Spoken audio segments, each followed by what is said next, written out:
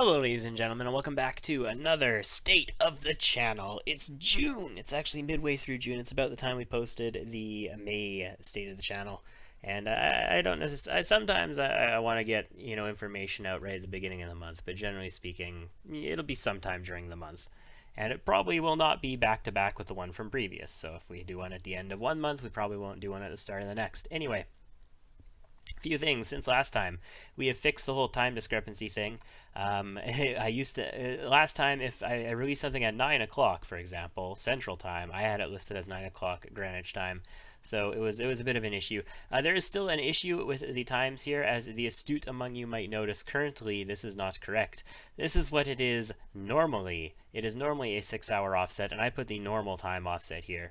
However, because I live in Canada and we do some things the American way and some things the actual freaking make sense way. Like the metric system, for example, we do the actual freaking make sense way. But other things like daylight savings time, this isn't the fucking industrial revolution, people. What the hell are we on daylight savings time for? Anyway, our usual -6 hours is not actually -6 hours during daylight savings time, so that's a thing. But either way, I'm going to mostly be referring to Central Time in this. And I'm going to quickly go over what we got going on right now. We've got Factorio Mini Megabase happening. Real world, blah, blah, blah, all that nonsense crap. I'm loving it. I'm loving it a lot. It's going fantastic. We're going to continue playing this. Right now, I am at the point where I'm ready to build train stations in our main base and outposts and start hauling in resources into our base, and it's going swimmingly. I've got lots of good plans, lots of good stuff in store, and hopefully this will be going for a long time. I don't believe we've had a single interruption to it yet. It's possible that it might have minor interruptions, but we're not going to take like a week off or anything like that. Anyway, Prophecy of Pendor. So, the 9 o'clock a.m. time slot, I'm thinking, if I'm feeling up to it, is going to stay a Mount and Blade time slot for a little while. I say this because Prophecy of Pendor is wrapping up. We're in the home stretch. That being said, the home stretch in a Mount and Blade game, you get in like halfway through the campaign, and then you're in the home stretch for the rest of the half of the campaign. The home stretch in Mount and Blade takes a long time, guys. So we're not like 5 videos away from being done. We're still a good ways out, but we are in the home stretch where everything is basically just siege, siege, siege, siege, siege. It's just, is it a castle or is it a city or what's going on? I just played one session. It is episode 75, where we totally demolished the Fierdsvain army in a defense of Marleons. Spoilers. Spoilers. The only reason that I'm spoiling that is because it is absolutely phenomenal to what degree we demolished them. Like, I can spoil that, and it can still be fan-freaking-tastic to the degree that we demolished them. It was so fun. Reminds me a lot of Vanilla Warband. Although, is Vanilla Warband sort of like one of those oxymoron things? Since, yeah, never mind. Nope. Anyway, Prophecy of Pendor, like I say, the 9 o'clock time slot, we might want to keep a Mount and Blade time slot for a little while. And I think I have announced this in the Pendor series itself, but I'm pretty sure the next Mount and Blade that I'm going to play is going to be a Florus mod pack campaign. So a vanilla-like campaign. That's what Florus is. It's like vanilla improved. And we are going to do some cool shit. Probably do some foot archery and maybe lug around a two-handed sword. And I've got sort of a role-play story element kind of thing built for it too that I may or may not go with. I don't know. We'll see. And we'll probably get back to Pendor again in the not-too-distant future. There is a patch coming out for Pendor. We don't know when it's going to be, and it's going to be a major content patch. More content in this one than there has been in the last, 4 patches combined, basically, apparently, according to internal testers. So I'm definitely looking forward to it. No idea when it's coming out. There was some speculation about it coming out in about dates being mentioned in late April and in May, and none of those happened, and it's nowhere near as far as I know now. So it's going to be a while. Long War 2. This is our flagship. Of course, Pendor is just like Mountain Blade in general is pretty much right up there on this channel at the moment as well. But Long War 2 is going swimmingly as well. We are currently, I have 40 episodes recorded. That's another week of back content. And I'm going, I play whenever I have time to play. Long War 2 takes a long time to get episodes recorded, as you can probably tell, like when they're 40-minute episodes sometimes and all that kind of stuff. But when you get into it, you just want to get into it, right? And just play and play and play and play. So Long War 2 is going quite well. We are obviously nowhere near halfway through the campaign yet if we're only 40 episodes in, although the previous campaign we were done in like 80-something episodes, so that's a possibility. You never know, I guess. It just doesn't feel like we're halfway through, but you never know. We're doing great. Let me know in comments here or in the Long War 2 videos what you think of our mod choices and what you think of the config edits that we've made and all those kinds of things. I am a little torn on a couple of them. I'm not going to change anything during the campaign. I feel like we can maybe make the game is fun. Like, this is fun is what it is. But I'm thinking maybe we can tune it a little smidgen more difficult as well and still be fun. But we'll see. Not going to happen in this campaign. That'll definitely be for the next one. And there will be more XCOM 2. Especially since XCOM 2 DLC, or not DLC, I guess it's DLC, but XCOM 2 expansion pack, full expansion pack, was announced at E3. And lots of fun stuff looking like it's going to have there. It's going to be a few months away. What month is it scheduled to release in? Is it August, the end of August or something like that? So we got a couple of months left. Probably not enough time to get another Long War 2 campaign in. I don't friggin' know. Depends how super duper active I get on the Long War 2. But it's going great. This is going to stay an XCOM time slot for the foreseeable future, whether it is Long War 2, XCOM 2, like vanilla, the expansion pack, whether it's going to be old-fashioned enemy within Long War or enemy within or something like that. I think the 12 noon time slot is going to stay an XCOM time slot for the foreseeable future. The 3 o'clock time slot, Battle Brothers. I haven't played Battle Brothers in a month, basically, since I was on vacation. A week before I finished vacation was when I last played Battle Brothers, and the last week of my vacation I was playing well, I was watching the kids because they were freaking sick every day. But when I wasn't, I was playing either Pendor or Long War 2 because 1.3 had just come out. But Battle Brothers has over 80 videos recorded. There's another month of content in this mercenary company getting uploaded. So that's fantastic. I would love to get back to Battle Brothers and play a little bit more, maybe wrap up this mercenary company nicely. I do feel that this company is getting close to its end, even if I do come back and play some more in this company. It won't last for too much longer. I'm not going to go for all 3 disasters with this particular company.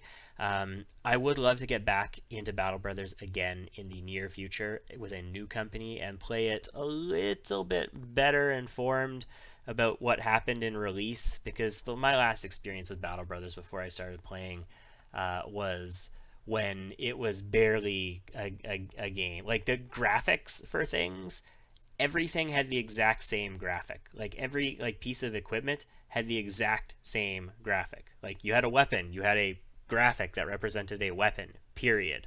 Like, that's how long ago this was. There was a ton of stuff that has changed, and we got ourselves familiar with it again, and all is well in the world. But like I say, maybe we'll start a new mercenary company. Maybe we won't. Maybe we'll keep playing this one. Maybe we'll do something else. Maybe I won't get back to it at all. I don't freaking know. But we've got a month of content left for me to decide what I want to do with Battle Brothers. And I've been enjoying, or I did enjoy immensely playing it, and I have been enjoying interacting with people in the comments on Battle Brothers immensely as well. So thanks for all the fish, I suppose. The 6 o'clock time slot, 6 p.m. New announcement about this. When this time slot is live for the foreseeable future, unless I move this into the 3 o'clock time slot after Battle Brothers wraps, at least this campaign of it. I don't know. We might do something there. I might reconfigure it so it's a little earlier in the day later on. But for the near future, the 6 o'clock time slot is going to be the Grand Strategy time slot. The Grand Strategy time slot, because there's a lot of Paradox games that I want to play and get out there. We played a crap ton of Crusader Kings 2 on the old incarnation of this channel and also the Twitch stream. There were weeks and weeks on end where just, until 5 in the morning every day we were streaming Crusader Kings 2. It was a ton of fun, and I wanted to get some grand strategy back going on in here's. And I believe that the very first game that we're going to introduce in the grand strategy time slot, this was the time slot that belonged to the Guild 2, by the way, when it was airing. But the very first game that we are going to debut in the Grand Strategy time slot as the Grand Strategy time slot is going to be, drumroll please, Hearts of Iron 4. And the reason for this is because Death or Dishonor, the newest DLC, has recently released, and I want to play it, and that's basically all. That's the reason.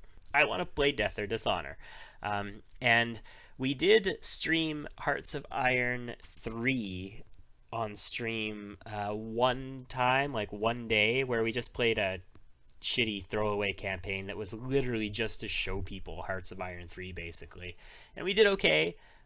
We played, I believe, as Yugoslavia, and it was a lot harder to play as Yugoslavia back then than it is now, by the way, guys. Every nation can basically win easily in Hearts of Iron 4. Like, even your shitty, like, tiny, piddly-ass little nations you can make into a win. Some of the more challenging nations before in Hearts of Iron 3 actually, they took a little bit of effort to do decent in, and we did well. I think we conquered all of the nearby states, and then we got into a war with the Soviet Union, and as I imagine many of you would probably imagine, yeah. When you get into a war with the Soviet Union as Yugoslavia, using like reservist forces because you have no manpower to actually recruit real armies, holding your line against them is barely possible, and we ended up getting crushed. But that was Hearts of Iron 3. This is Hearts of Iron 4, and I am definitely looking forward to this. So yeah, that's what the upcoming schedule is going to be like. When can you expect Hearts of Iron 4 to debut? Well, definitely not before next week. That would be what is Monday of next week? Monday of next week is the 19th of June. Definitely not before that, and probably even later than that. I don't have an exact time scheduled yet. We will be doing it soon, trademark Blizzard expression, but it's not going to be literally tomorrow or something that you're going to get videos on this, just because it's going to take me a little bit of time to get to it. As far as backlogs go, currently Factorio Mini Megabase has 2 videos of backlog. Prophecy of Pendor has 1 video of backlog. Long War 2 has a week. Battle Brothers has a month. And I haven't started Hearts of Iron 4 yet. So that's sort of an idea of what I'm playing on a daily basis. Okay, now that the schedule is out of the way, other things that I want to talk about, I would love to hear your comments, both in whatever series videos that you watch. Whether you watch the Factorio series, or the Pendor series, or Long War, or Battle Brothers, or Hearts of Iron in the future, or all of them, or just a couple of them, or whatever. I would love to hear your comments about what's going on in those series. I would just, oh my goodness, more and more comments would be great. I want to hear about everything, even if it's not like, great. If you don't think like this is a comment gem or something like that, I legitimately want to have the discussions and share the experience on these games. Also, anything that you have to say about the schedule, I'd love to hear about in this video. And finally, something that I touched on a little bit in the Factorio Mini Megabase campaign early on is the idea that I have said numerous times that I don't post these videos for the monetary benefits, for the money. I don't post these videos for, strictly speaking, your guys' entertainment either. Like, this isn't an entertainment product that I'm putting out. Whether or not it becomes an entertainment product to people is, up to them.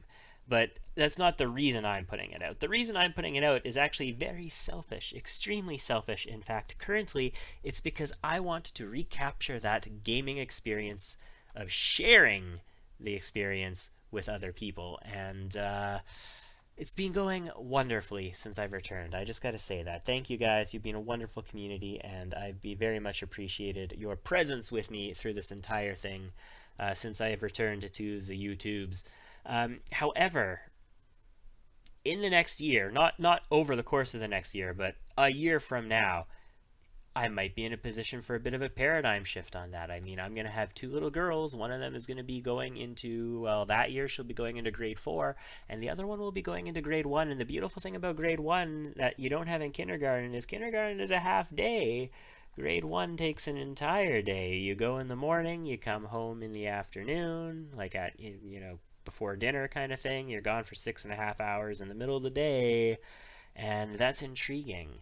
That's very intriguing. It leaves you with a little bit of time to do things, so to speak. And maybe if I'm, feeling so inclined, and we'll see what the state of this channel and the state of this community is in a year's time. What kinds of possibilities might exist there? Right now, no possibility exists at all. I do work full time. I work in IT. People who've been here for a long, long time will know in what sort of general business community that is, and some of you might even know the specific location. But I mean, a year. Let's come back and revisit this topic again in like a full year. A little bit more than a full year. A year and a couple months, because that'll be summertime before they go to school and all that kind of stuff. Let's revisit this topic about possibilities. I know it seems sort of obscure now, but possibilities in a little bit over a year. Also, other comments that I would love to hear is your experience dealing with like monetized YouTube channels. And I don't just mean monetized as in YouTube channels that have ads on their videos, but monetized in the sense that it's like YouTube channels that are actually in it to make a living. Like, what's your experience participating in communities in those kinds of channels that you might have? Things like Patreon, for example, is it something that you contribute to people? If you're willing to share, is it something that you contribute to people, to people's channels on, stuff like that? I want to know what your thoughts on these kinds of things are. Like, who has experience as a community contributor paying back? I don't know, something other than just not having an ad blocker on ads. Also, if it's not just YouTube, like say Twitch streams, for example, a Twitch subscriber, Twitch anything. I mean, you do the little pay tip things to get the witchbuggers and all the fancy things. Can you tell I'm old? I'm not old. Okay, you know how old I am, guys? I was on Twitch when it was still Justin TV. Yeah, that's how old I am. Anyway, all right. Thank you for tuning in, ladies and gentlemen. This has been 18 minutes so far, and it's been a wonderful month since our last update. I hope it to be a wonderful month again, and I'll see you guys in July.